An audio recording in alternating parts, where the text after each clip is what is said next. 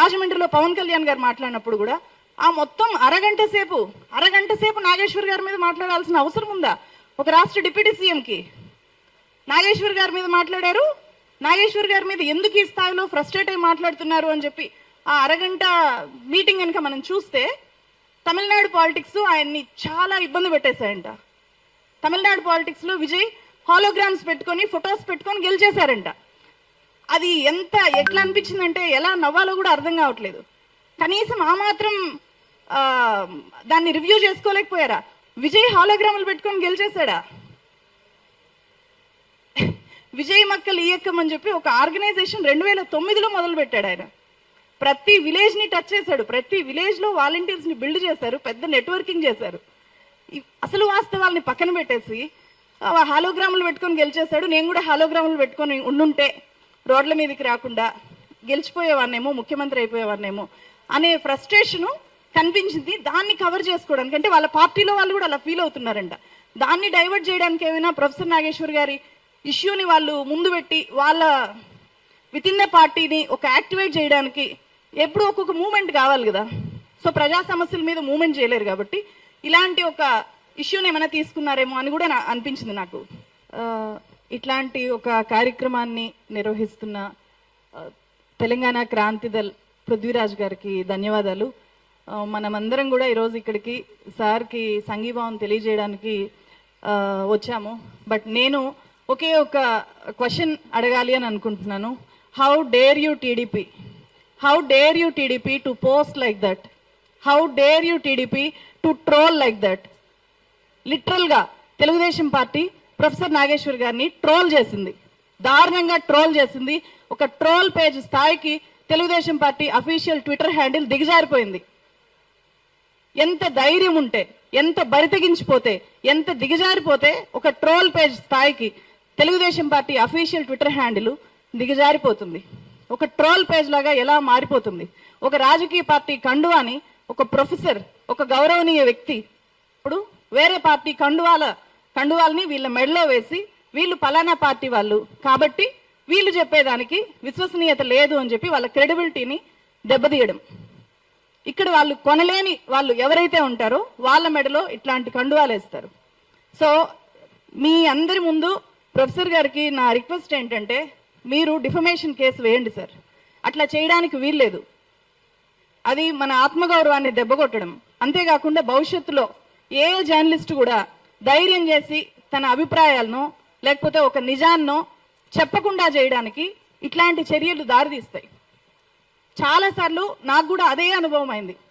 ఇదే same TDP నుంచి Vizag steel ఫ్యాక్టరీకి సంబంధించి నేను ఒక చాలా పెద్ద ఇన్వెస్టిగేటివ్ స్టోరీ చేస్తే, వైజాగ్ స్టీల్ ఫ్యాక్టరీ పోరాటంలో భాగమవడానికి అక్కడ ఒక ఆందోళన కోసం వెళ్తే, నేను అక్కడికి వెళ్ళగానే ఐవీఆర్ కాల్స్ చేశారు. ఆ తర్వాత టోటల్ టీడీపీ మీడియాని మొత్తం దించి, టీడీపీ సోషల్ మీడియాని మొత్తం దించి నా మెల్లో కండువా వేసి నా నుదుటిన వైఎస్ఆర్సీపీ జెండాలు అతికించి చాలా నీచంగా ట్రోల్ చేశారు. అయితే అంతకంటే దారుణం ఇప్పుడు అఫీషియల్ హ్యాండిల్స్ నుంచి చేయడం. వాళ్ళ ట్రోల్ ముఠా నుంచి అప్పుడు చేయించారు, ఇప్పుడు అఫీషియల్ హ్యాండిల్స్ నుంచి చేయించారు. సో నేను చేసిన అదే వీడియోలో నేను వైఎస్ఆర్సీపీని కూడా ఎక్స్పోజ్ చేశాను, టీడీపీని ఎక్స్పోజ్ చేశాను. ఏ రాజకీయ పార్టీ వైజాగ్ స్టీల్ ఫ్యాక్టరీని ఈరోజు అంత దయనీయమైన స్థితిలోకి దిగజార్చేశాయో అనే పూర్తి విషయాల్ని నేను ఫ్యాక్ట్స్ తో, డాక్యుమెంట్స్ ఆధారంగా, అక్కడుండే వాళ్ళ వాయిసెస్ ఆధారంగా ఎగ్జిబిట్ చేస్తే అంత దారుణంగా చాలా సార్లు ఎలక్షన్స్ టైంలో కూడా అంతే. అంటే ఇక్కడ నేను ఒక రాజకీయ పార్టీ అనట్లేదు, ప్రతి రాజకీయ పార్టీకి ఈరోజు ట్రోల్ ఆర్మీస్ ఉన్నాయి. వాళ్ళకి నచ్చిన వ్యాఖ్యలు ఎవరు చేసినా సరే వాళ్ళ ముఠాలనంతా కూడా ఆ పర్టికులర్ జర్నలిస్ట్ మీదకి ఉసిగొల్పుతున్నాయి. చాలా రాజకీయ పార్టీలు ఇదే చేస్తున్నాయి. ఇక్కడ వాళ్ళు వ్యవస్థీకృతంగా ఇట్లాంటి అటాక్స్ చేస్తుంటే మనం నిస్సహాయంగా ఉండిపోవాల్సి వస్తుంది. అరే ఎందుకు ఏపీ పాలిటిక్స్ గురించి మాట్లాడాలి అంటే నేను పదే ఆలోచిస్తాను. ఏపీ పాలిటిక్స్ గురించి ఒక వీడియో చేయాలి అంటే చాలా సార్లు ఆలోచిస్తాను. ఇది నిజంగా చెయ్యాలి, తప్పదు చెయ్యక అంటేనే చేస్తున్నా. ఎందుకంటే ఇదే పరిస్థితి. ఏదైనా సరే వాస్తవం చెప్పాలి అంటే అక్కడ స్వీకరించడానికి రెడీగా ఉండరు. తెలంగాణలో లాగా కాదు. ఏపీలో ఉండేవి రెండే పార్టీలు. ఉంటే నువ్వు అక్కడుండు, లేకపోతే ఇక్కడుండు. ఉంటే నువ్వు అక్కడుంటావు, లేకపోతే ఇక్కడ ఉంటావు. నువ్వు న్యూట్రల్ గా ఉంటావు అని చెప్పి ఎవరు నమ్మరు అక్కడ. అంత దారుణమైన పరిస్థితిలోకి మీడియా దిగజారింది. కాబట్టి వీళ్ళు న్యూట్రల్గా ఉండే జర్నలిస్టులు అనడానికి కూడా వాళ్ళు రియలైజ్ అవ్వలేకపోతున్నారు. వీళ్ళు న్యూట్రల్గా ఉంటారు, వీళ్ళు వాస్తవాలు చెప్తున్నారు, దాని నుంచి మనం ఏదైనా తీసుకోగలిగితే తీసుకుందాము, ఫీడ్బ్యాక్ కింద తీసుకుందాము అంటే కూడా వాళ్ళు డైజెస్ట్ చేసుకోలేకపోతున్నారు. వాళ్ళ దృష్టిలో అందరూ కూడా అమ్ముడుపోయిన జర్నలిస్టులే. నిజంగా వాళ్ళు అమ్ముడుపోయిన జర్నలిస్టులు అని చెప్పి భావించరేమో కానీ అట్లాంటి ప్రచారం అయితే చేస్తారు. ఎందుకు చేస్తారు, ఎందుకు భావించరు అంటే అధికారం వాళ్ళ చేతిలో ఉంటుంది. ఎవరి ఫోన్ నెంబర్ అయినా వాళ్ళ దగ్గర ఉంటుంది. ఫోన్ నెంబర్లతో పాన్ నెంబరు అటాచ్ అయి ఉంటుంది. ఎవరి అకౌంట్లోకి ఏ పార్టీ నుంచి ఎంత ఫండ్ ట్రాన్స్ఫర్ అయ్యేది గవర్నమెంట్లో ఉండే వాళ్ళు ఈజీగా తెలుసుకోవచ్చు. అట్లాంటివి ఎక్స్పోజ్ చేయొచ్చు కదా.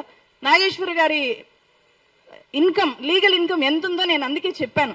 నేను చేసిన వీడియో స్టార్టింగ్లోనే 10 లక్షల రూపాయలు లీగల్ ఇన్కమ్ పొందుతున్న వ్యక్తికి ఏదో టీడీపీ దగ్గర, వైఎస్ఆర్సీపీ దగ్గర డబ్బులు తీసుకోవాల్సిన అవసరం ఉంటుందా? ఎందుకుంటుంది? పోనీ ఆయన ఏపీ పొలిటీషియన్గా మారాలనుకుంటున్నారా? రాజ్యసభకి వెళ్ళాలనుకుంటున్నారా?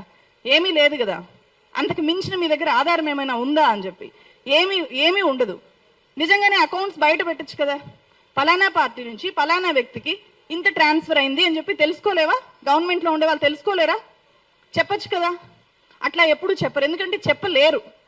ఫస్ట్ ఒక జర్నలిస్ట్ మీద తీవ్ర స్థాయిలో అటాక్ జరుగుతోంది అంటే ఆల్రెడీ అన్ని రాజకీయ పార్టీలు ఆ జర్నలిస్ట్ని కొనేయడానికి, వాళ్ళ వైపు తిప్పుకోవడానికి ప్రయత్నాలు చేసుంటాయి. ఆ ప్రయత్నాలకి లొంగనప్పుడు దాడులు చేస్తాయి. ఇది నాకు చాలా చాలా ప్రాక్టికల్ ఎక్స్పీరియన్స్. సో అందుకనే ఈ సందర్భంగా టీడీపీ ఖచ్చితంగా క్షమాపణలు చెప్పాలి అని చెప్పి ఒక జర్నలిస్ట్గా నేను డిమాండ్ చేస్తున్నాను ఈ వేదిక నుంచి. వాళ్ళు క్షమాపణలు చెప్పి వాళ్ళు ట్విట్టర్లో పోస్ట్ చేసిన ఆ పర్టికులర్ పోస్ట్ రిమూవ్ చేయకపోతే కనుక ఖచ్చితంగా సార్ని డిఫమేషన్ కేసు వెయ్యాలి అని చెప్పి రిక్వెస్ట్ చేస్తున్నా. ఇక్కడ ఇంకొక విషయం కూడా చెప్పాలి. రాజకీయ పార్టీల మీద, రాజకీయ పార్టీ లీడర్ల మీద మనం ఒక వ్యాఖ్యానం చేస్తేనో లేకపోతే ఒక వాస్తవాన్ని చెప్తేనో వాళ్ళు అంత అఫెండ్ అయిపోయి ఇలా దాడులు చేస్తారు. అలాగే రీసెంట్గా మనం చూసాం బండి భగీరథ్ కేసులో చాలా మంది జర్నలిస్టులకి, ఇక్కడుండే వనజ మేడంకి కూడా నోటీసులు వచ్చాయి, వీడియోలని డౌన్ చేశారు, చాలా చేస్తున్నారు. సో అంటే మీ దగ్గర పవర్ ఉంది కాబట్టి ఆ పవర్ని మీరు ఎలా అయినా యూజ్ చేయొచ్చు. మా దగ్గర పవర్ ఉండదు, మేము ఇండివిజువల్ వ్యక్తులం కాబట్టి మేము నిస్సహాయంగా ఉండిపోవాలా? మా డ్యూటీ మేము చేయకూడదా? ఆయన డ్యూటీ ఆయన చేశారు. సో మీ డ్యూటీ ఏంటో మీరు తెలుసుకోండి. మీరు చేయాల్సిన పని పక్కన పెట్టి అటాక్ చేయడమే డ్యూటీగా పెట్టుకోవడం ఏంటి? రాజమండ్రిలో పవన్ కళ్యాణ్ గారు మాట్లాడినప్పుడు కూడా ఆ మొత్తం అరగంట సేపు నాగేశ్వర్ గారి మీద మాట్లాడాల్సిన అవసరం ఉందా?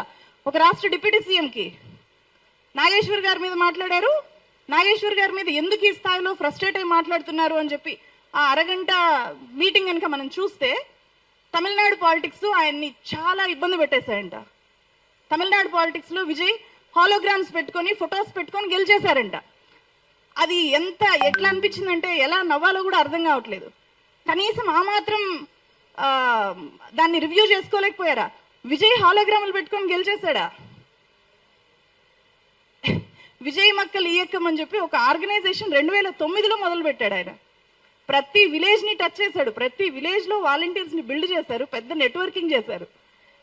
అసలు వాస్తవాల్ని పక్కన పెట్టేసి హాలోగ్రాములు పెట్టుకొని గెలిచేశాడు. నేను కూడా హాలోగ్రాములు పెట్టుకొని ఉండుంటే రోడ్ల మీదకి రాకుండా గెలిచిపోయేవాన్నేమో, ముఖ్యమంత్రి అయిపోయేవాన్నేమో అనే ఫ్రస్ట్రేషను కనిపించింది. దాన్ని కవర్ చేసుకోవడానికి, అంటే వాళ్ళ పార్టీలో వాళ్ళు కూడా అలా ఫీల్ అవుతున్నారంట.